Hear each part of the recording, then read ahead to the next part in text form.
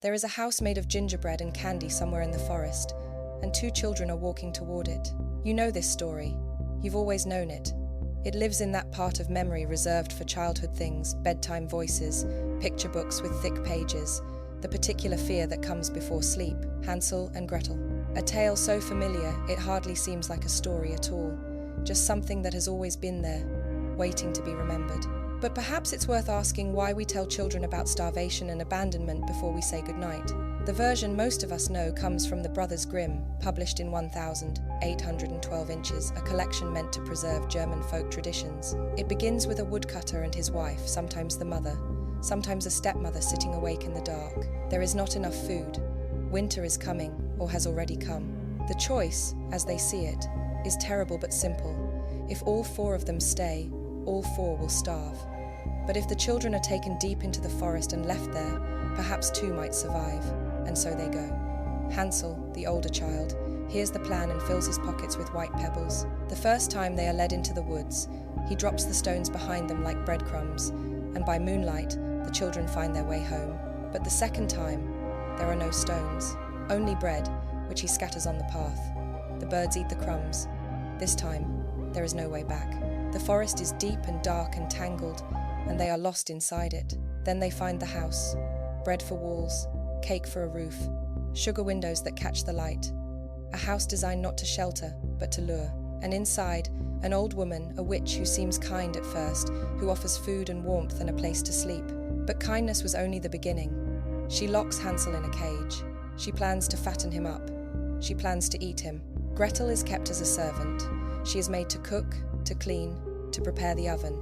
And when the day comes, when the witch bends close to check if the fire is hot enough, Gretel pushes her inside. She locks the door. She frees her brother.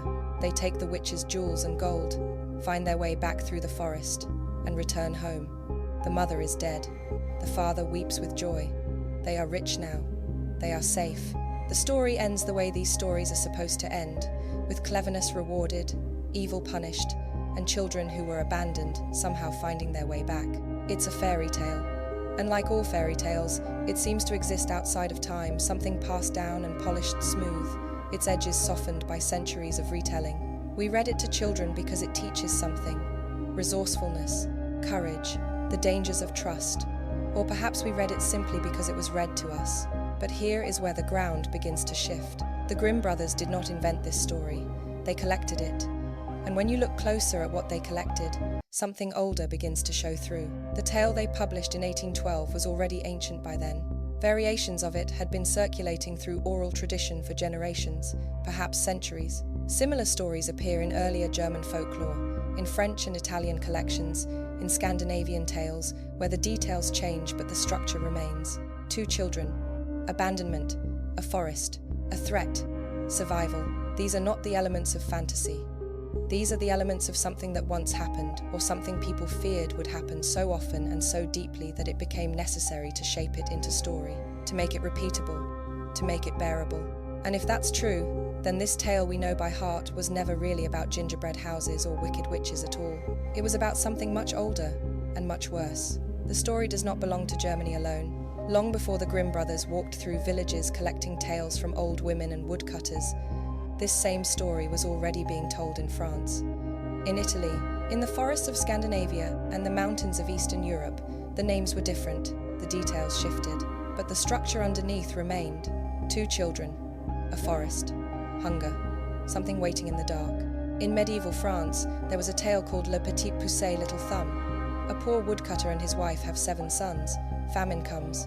The parents lead the children deep into the forest and abandon them there. The youngest boy, no bigger than a thumb, overhears the plan and marks the path with white stones. They find their way home. But the second time, he can only leave breadcrumbs, and the birds devour them.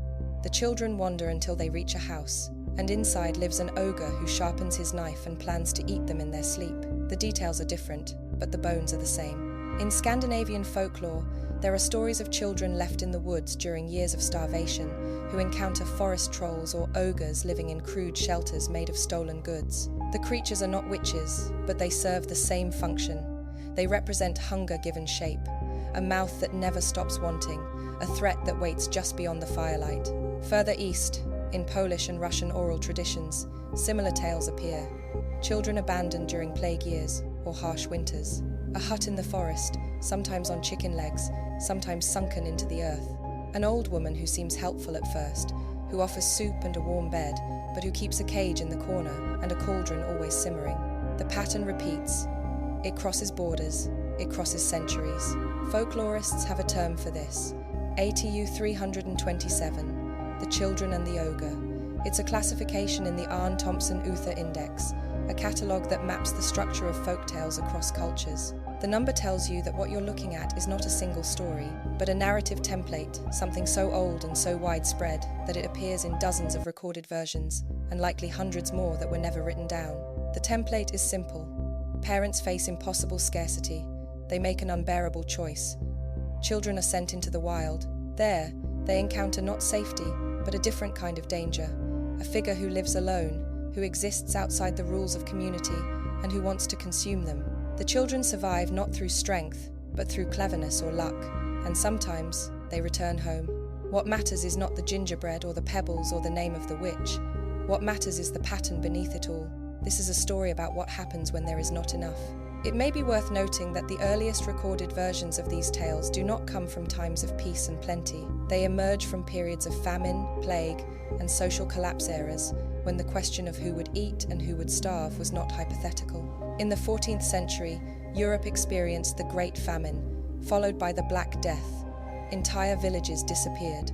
Forests that had once been cleared for farmland returned to wilderness. And in those forests, people believed other things lived, things that were no longer human, or had never been. Some scholars believe that tales like Hansel and Gretel served as a way to process the unthinkable, to take the worst fears of a community starvation, abandonment, the loss of children, and contain them within the structure of a story. Not to forget what happened, but to make it speakable, to turn trauma into something that could be passed down. The story was not about a witch in a candy house. It was about the terrible mathematics of survival and what people are capable of when all other options disappear. And because those conditions repeated across Europe, across centuries, the story repeated too. It adapted. It changed shape to fit each new teller, each new crisis. But it never disappeared. It was too necessary, too true. This is what folklore does. It does not invent. It remembers. And what it remembers, again and again, is a world where hunger was constant, where winter could kill, and where the forest was not a place of adventure, but a boundary between the human and the inhuman. A place where unwanted children were sent, and where, sometimes, they had to become something sharper and colder in order to survive. The story crossed mountains and rivers and centuries because the fear it encoded was older than any of them, and it is still crossing them now. There is a word in medieval German that does not translate easily. Aussetzen. It means to set out, to place outside, to leave something where it was not before. In legal documents from the 14th and 15th centuries, the word appears in contexts that are difficult to read. It refers to children, to the practice of taking a child, sometimes an infant, sometimes older, and leaving them outside the boundaries of the village. In the forest, at the gates of a monastery, at a crossroads where travelers might pass, it happened when there was not enough food, when winter came early, when plague reduced a family to desperation. It was not written about often, and when it was, the language was careful, indirect, but the records suggest it was understood, a choice made in silence, a thing people did when all other things had failed. The story of Hansel and Gretel may be many things, but it is possible, likely, even that it is also a memory of this. In medieval and early modern Europe, survival was not guaranteed. Harvests failed regularly, winters killed, plague returned in waves, each time taking a different portion of the population. In those years, families faced a calculation that seems impossible to us now.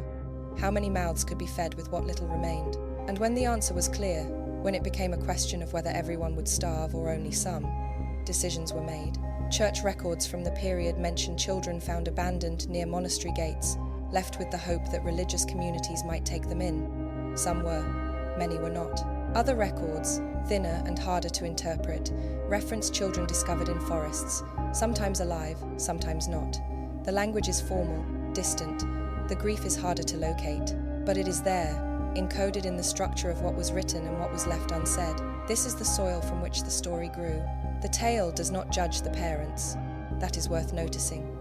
In most versions, the father is reluctant, the mother or stepmother insistent, but neither is portrayed as evil. They are simply people caught in a situation where love is not enough to change the mathematics of survival. The story does not ask us to hate them. It asks us to understand what desperation does, and then there is the witch. In the tale, she lives alone in the forest, beyond the edge of the village, beyond the reach of community or law. She is old, she is strange, she offers food and shelter, but her kindness is a trap. She is hunger wearing the shape of help, and in the end, she must be destroyed.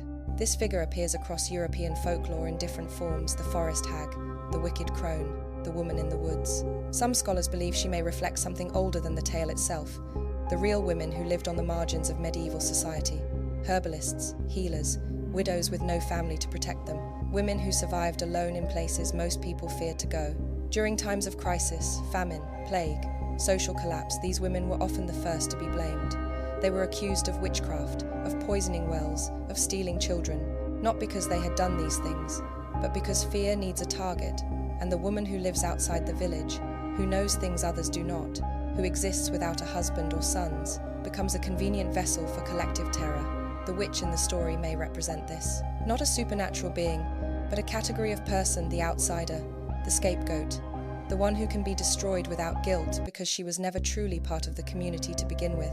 When the children push her into the oven, they are not defeating magic, they are eliminating a threat that the village itself had already marked as less than human. The story, then, does two things at once. It acknowledges that children were abandoned, and it provides a way to make that abandonment bearable.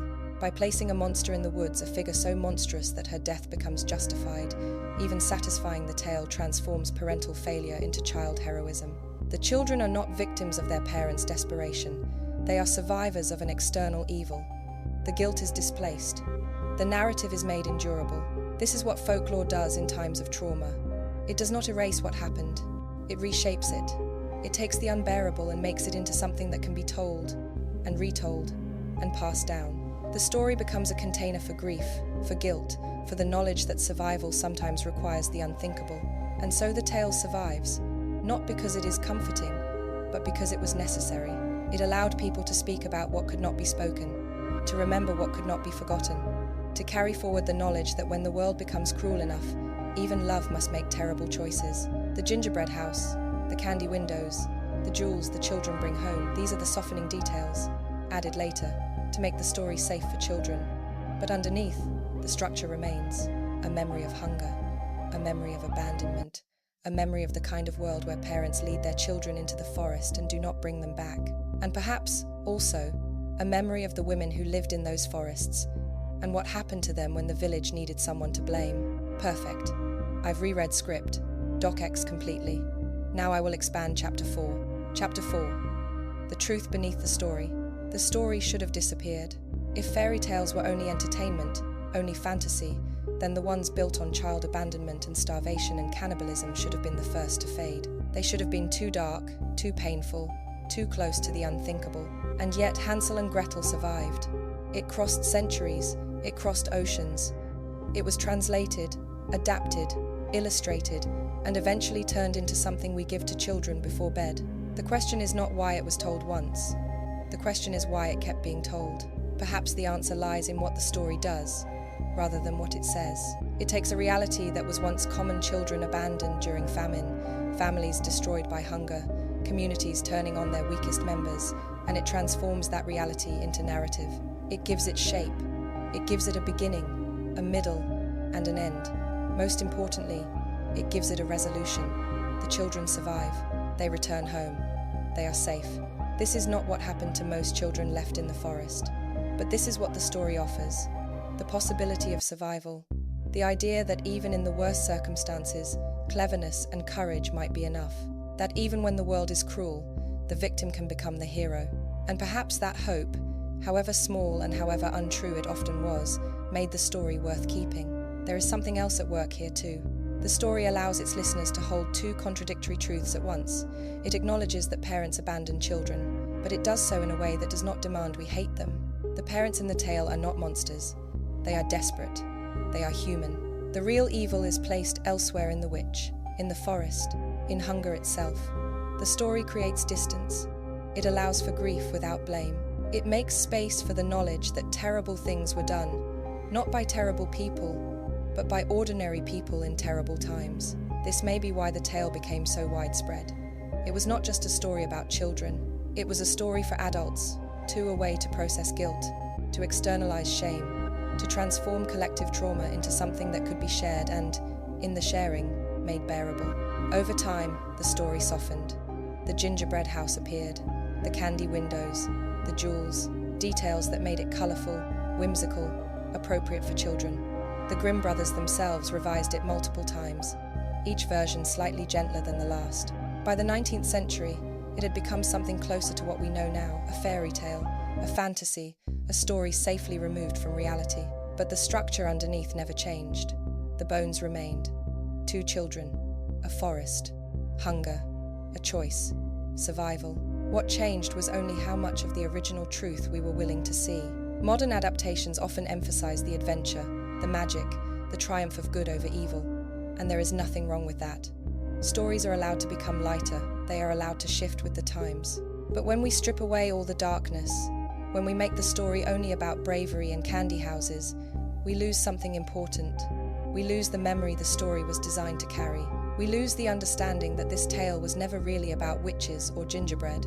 It was about a world where survival was uncertain, where love was not always enough, and where the forest was the place you went when there was nowhere else to go.